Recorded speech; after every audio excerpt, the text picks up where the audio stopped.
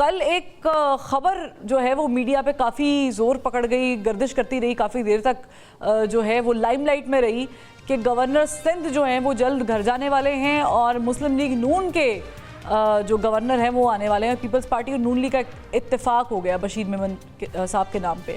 फिर उसके बाद हमने देखा कि एमकेएम ने फिर इसकी तरदीद भी कर दी। ये इस खबर में कितना वजन है, पहले तो ये बता दें मुझे। ये खबर किसी सोर्स से तो आई नहीं थी, बराबर हेयर से था। ये खबर फैलाने वालों को सोचना चाहिए कि इस तरह की खबरें देने के क्या फ़ायदा। जिसकी एमकेएम ने तरदीद कर दी, जिसकी मुस्लिम लीग की तरफ से या पीपल्स पार्टी की तरफ से या किसी की तरफ से उसका कोई इजहार नहीं हुआ, तो इस तरह की गुफ्तगू जो है वो सिवाय कन्फ्यूजन पैदा करने के और तो कुछ पैदा नहीं करती। अच्छा, इनिशियली ऐसी कोई बात भी नहीं थी कि मुझे याद है लास्ट टाइम जब हमने गुफ्तगू की थी प्रोग्राम में और मैंने आपसे सवाल किया था कि पंजाब में पीपल्स पार्टी अपना हिस्सा लेगी और कराची में या सिंध में नून लीग को आप हिस्सा देंगे, तो आपने कहा था कि वो हिस्सा लें और हमारा जो हक बनता है हम भी वो लेंगे। तो इस इशू पे अभी आपकी नून लीग के साथ कोई बात नहीं हुई? देखिए, सिंध की हद तक तो ये था कि पंजाब में गवर्नर हमने लेना था, हमने ले लिया। सिंध में गवर्नर मुस्लिम लीग का आना था। अब मुस्लिम लीग का अपना फैसला था, वो खुद रखते हैं या अपने इत्तेहादी यानी एमकेएम को देते हैं, ये उनकी चॉइस थी, ये हमारी तरफ से कंपल्शन नहीं थी। सो उनका अपना फैसला है। ठीक है कारी साहब, अभी आपकी नून लीग के साथ जो ये पार्टनरशिप है ये कैसी जा रही है बहैसियत जमात? जी ठीक जा रही है। आइडियल कहें तो नहीं है, और आइडियल तो खैर अपनी जमात की हुकूमतें भी नहीं हुआ करती, लेकिन कुछ छोटे मोटे डिफरेंसेस ज़रूर हैं। कई इश्यूज़ पे तो डिफरेंसेस बड़े हैं ना, क्योंकि हम मुख्तलिफ जमातें हैं, हमारे एजेंडाज मुख्तलिफ हैं, मैनिफेस्टोज मुख्तलिफ हैं, लेकिन इसके बावजूद सियासत यही है और हमारा लर्नड लेसन, सीखा हुआ सबक ये है कि आपको एक दूसरे की बात सुन के अपनी बात के साथ जुड़ नहीं जाना चाहिए। एक दूसरे की बात सुन के, और जहाँ उसकी बात दुरुस्त हो वो माने, जहाँ आपकी बात दुरुस्त हो वो आपकी माने, और फिर मिडिल वे निकाल के आप आगे बढ़ते हैं। यही एक रास्ता है। कारी साहब, मैंने गवर्नर पंजाब का इंटरव्यू किया और उनसे मैंने जब इस इत्तेहाद पर सवाल किया तो उन्होंने जवाबन कहा कि नून लीग के साथ जाना हमेशा से हमारे लिए नुकसानदेह रहा है, खसारे में रहे हैं। आपकी पार्टी के अंदर से भी काफ़ी लोगों ने बयान दिए हैं कि अगर ये हुकूमत नहीं चल रही इनसे, फॉर इंस्टेंस नय्यर बुखारी साहब ने कहा कि अगर नून लीग से गवर्नमेंट नहीं चलती, नहीं संभाल पाते तो फिर ये सदर को एडवाइस कर दें, वज़ीर आज़म और असम्बलियाँ तोड़ के इलेक्शन करा दें। आपकी जमात में अक्सर लोग ये बबांगे दोहल कहते हुए नज़र आ रहे हैं कि ये गवर्नमेंट अगर नहीं चल रही तो फिर छोड़ दें। ऐसा लग रहा है कि पीपल्स पार्टी जो है वो किसी लिमिट तक नून लीग के साथ थोड़ी फेडअप दिखाई दे रही है। देखिए, पहली बात, गवर्नर साहब ने अगर कोई बात कही है तो उसका जवाब तो वही दे सकते हैं, ये उनकी ज़ाती अपनी असेसमेंट है। मैं तो ये समझता हूँ कि सियासी अमल में हर जमात की ये कोशिश और ख्वाहिश होती है कि उसकी अकेले हुकूमत बने, उसको इतने वोट मिले, इतनी सीटें मिलें कि वो आज़ादी से हुकूमत बनाए, बल्कि 2/3 अक्सरियत आए ताकि वो आईनी तरमीम भी करके अपना एजेंडा नाफिज कर सके। ये हर जमात की ख्वाहिश है, लेकिन ऐसा होता नहीं है। और पार्लिमानी निज़ाम में अगर ऐसा ना हो तो फिर आपको अक्सरियत भी नहीं मिलती बाज़ औक़ात, तो फिर आपको इत्तेहादी हुकूमतें बनानी पड़ती हैं। और इत्तेहादी हुकूमतें असम्बलियों के अंदर जो या मुल्कों के अंदर जो जमातें काम कर रही होती है वो एक दूसरे के खिलाफ ही होती हैं।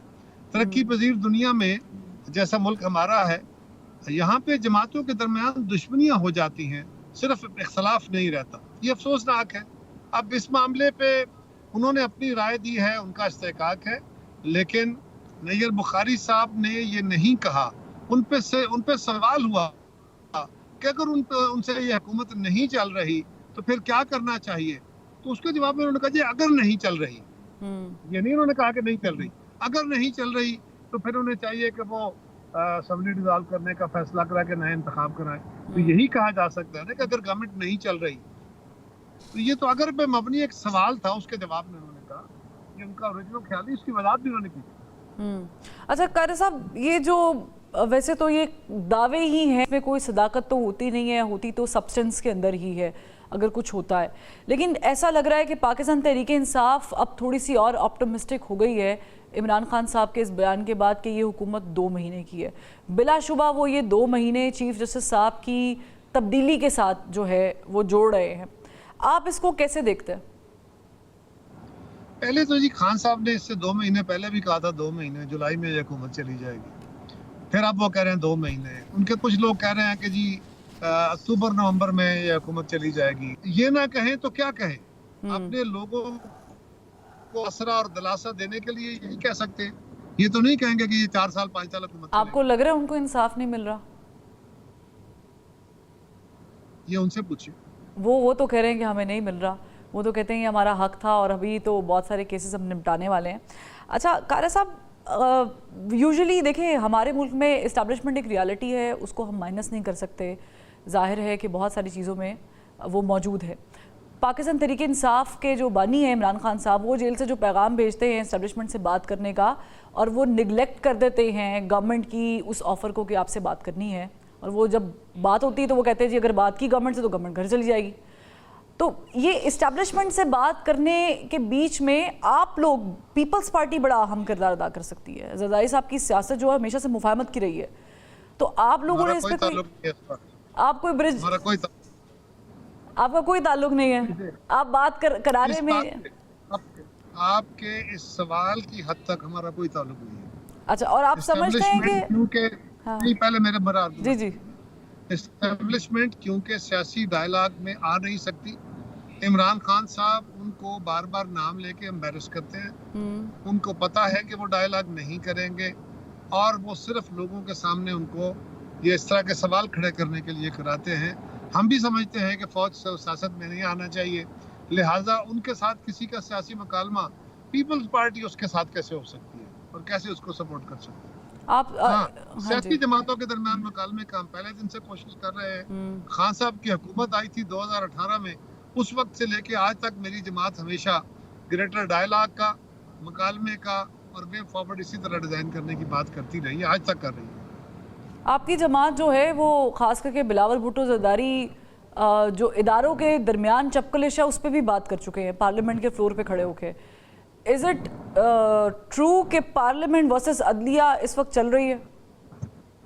कोई शक है जी, सारी दुनिया को पता है जी। अफसोसनाक है और आज नहीं चल रही, काफी अरसे से है। वजीर आज़म को घर भेज दिया जाता है, इनकी तरमीम और कवानीन के अंदर होने वाली तरमीम को, यानी पार्लियामान के इख्तियारात को जाके उसके अंदर मदाखलत की जाती है, बार बार की जाती है। ये बात भी दुरुस्त है कि उनके पास मुकदमात भी सियासतदान ही लेके जाते हैं, लेकिन अगर कोई बंदा बदनीति से मुकदमा लेके जाता है तो अदालत को देख लेना चाहिए कि वो मुकदमात जो खास मकासद के लिए होते हैं उसमें अदलिया अगर आएगी बार बार तो फिर सवाल तो उठेंगे। लेकिन कारा साहब, अदालत एक फैसला करती है जो रिजर्व सीट्स है उस पर, उसके बाद पार्लियामेंट एक कानून को अमेंड कर देती है। ऐसा लगता है कि शायद जो गवर्नमेंट है वो चाह ही नहीं रही है कि किसी को किसी का हक मिले जो अदलिया ने दिया। और by the way Mansoor Ali Shah sahab ने आज कहा भी है कि जो फैसला हुआ है उस पर अमल दरामद होना चाहिए, आइन और कानून पे अमल दरामद होना चाहिए। वो आने वाले चीफ जस्टिस साहब भी एक्सपेक्टेड, तो ये तो बड़ा तनाज़ा खड़ा हो जाएगा। जी हो जाएगा जी, ऐसा अल्लाह करे ना हो, लेकिन सवाल ये है कि जमातें और हुकूमत तो गई है ना जी कोर्ट में ही, रिव्यू पिटीशन तो हक होता है हमारी नज़र में और खुद जजेस की अपनी नज़र में। ठीक है, माइनॉरिटी है, जजेस हैं वो, मेजॉरिटी का फैसला यही है, लेकिन इस फैसले के ऊपर बहुत सारी जमातों के बहुत सारे ज्यूरिस्ट के बड़े सवालात हैं और जजेस के भी सवाल है। एक जमात को हक देना, वो जमात जिसका हक बनता नहीं है उसका हक कहाँ से बना दिया गया, और अगर ये कहा गया कि हम उसको ये हक इसलिए दे रहे हैं कि उससे वो निशान छीना गया था और पीटीआई का निशान छीन के उनको इलेक्शन से बाहर रखा गया, तो फिर उनको ये सोचने की ज़रूरत है अदालत को कि जिस दिन पीटीआई को इलेक्शन कमीशन ने निशान देने से इनकार किया था, सुप्रीम कोर्ट की रूलिंग जिसको वो कह रहे हैं कि मिस इंटरप्रेट किया इलेक्शन कमीशन ने, उस दिन सुओ मोटो लिया जाता, अदालत सुओ मोटो लेती। ये क्या कि उस वक्त आप इलेक्शन होने देते हैं, एक जमात का हक छीना, जब वकाल आपके छीना जाता है, मिस इंटरप्रिटेशन होती है, फिर हाई कोर्ट में केस जाता है, फिर हुकूमतें बन जाती हैं, उसके बाद आपके पास एक सुप्रीम कोर्ट में केस आता है, एक अपील, उस पर आप फैसला देते हुए कहते हैं क्योंकि हमारा फैसला मिस इंटरप्रेट हुआ था लिहाजा हम उस मिस इंटरप्रिटेशन की जो नुकसान हुआ है उसको उसकी रेमेडी दे रहे हैं। तो ये हमें तो समझ नहीं आता कि ये रेमेडी कैसे दी गई है। लेकिन अभी जो मंसूर अली शाह साहब ने विद ड्यू रिस्पेक्ट कहा है कि अगर फैसले पे अमल दरामद ना हुआ तो आइन की खिलाफ वर्जी होगी, तौहीन अदालत भी एक बड़ा मामला होता है कायरा साहब। जी यकीनन पता है, हुकूमत को भी पता है, मुझे भी पता है। तो आप समझते हैं कि ये और बिगाड़ की तरफ चला जाएगा? एक ऐसा नाम जो एक्सपेक्टेड है चीफ जस्टिस के ओहदे के लिए और वो आने से पहले किसी फैसले पर। अल्लाह करे ऐसा वक्त ना आए, अल्लाह करे हर तरफ सेंस प्रिवेल करे, अल्लाह करे हम किसी और तनाज़े में ना उलझे। लेकिन दुनिया की तारीख में ऐसा होता रहा है। पार्लिमान तमाम इदारों की माँ है, उसका अपना तकद्दस है, उसका अपना एहतराम है, उसका अपना इख्तियार है। अदलिया का भी इख्तियार है, लेकिन अदलिया को का इख्तियार कानून देता है। पार्लिमान कानून बनाती है, पार्लिमान आइन बनाती है। पार्लिमान के इख्तियार को यूजर्व कर लेना ये भी मुनासिब नहीं है। ठीक, लेकिन आप बिल्कुल ठीक कह रहे हैं, अल्लाह ना करे कि ऐसा वक्त हम देखें बहैसियत कौम। लेकिन अगर खुदा न ख्वास्ता ये मामला तौहीन अदालत तक जाता है तो फिर इस मामले को पार्लियामेंट कैसे हैंडल करेगी? पार्लियामेंट के पास अपना रास्ता है जी, पार्लियामेंट ने अपना इख्तियार देखना है। अगर पार्लियामेंट समझेगी कि उनके इख्तियारात को ज़रब लगी है तो वो भी अपना कोई रास्ता निकाल लेंगे। तो फिर आप समझते हैं कि वैसे on a very serious note के अदलिया में इस्लाहात अब नागुज़ीर है, वो वक्त आ गया? इस्लाहात तो हर तरफ ज़रूरी हैं जी, अदालती इस्लाहात भी होनी चाहिए, कानून की इस्लाहात भी होनी चाहिए। हम तो सियासी इस्लाहात का भी बार बार तज़किरा कर रहे हैं, हम तो मुआशी इस्लाहात की भी बात कर रहे हैं, तो हर तरफ होनी चाहिए, इसमें कोई राय दूसरी नहीं है। और मेरी जमात की तो ये राय थी कि हमें एक आईनी अदालत बना देनी चाहिए, ताकि ये जो आईनी मसाइल हैं, ये पाकिस्तान के लोग अपने मुकदमात के फैसले कराने में लगे रहते हैं और अदालतों का वक्त जो है बहुत सारा वो सियासी फैसलों में लग जाता है, आईनी फैसलों में लग जाता है। तो एक नई आईनी अदालत बना दी जाए, इस तरह भी सोचना चाहिए। ठीक, कारा साहब बहुत शुक्रिया, आपने अपना कीमती वक्त जो है